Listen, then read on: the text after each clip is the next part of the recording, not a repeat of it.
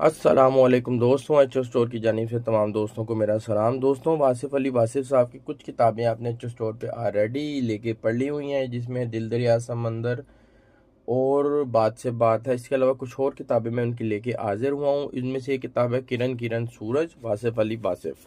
इस किताब की क्वालिटी देख लेते हैं। हार्ड बाइंडिंग है, खूबसूरत इसकी वो है, फ्रंट पेज है। इसकी पेजेस की क्वालिटी जो है वो हैरान कुन तौर पे जो है वो बेहतरीन है। साफ़ सुथरे बिल्कुल सफ़ेद रंग के पेज हैं, मोटी मोटी लिखाई लिखी हुई है अंदर। इस किताब के अंदर 116 पेजेस हैं, 116 इसके अंदर पेजेस हैं। और दोस्तों, इसकी कीमत जो है वो ना होने के बराबर है, सिर्फ 600 रुपया।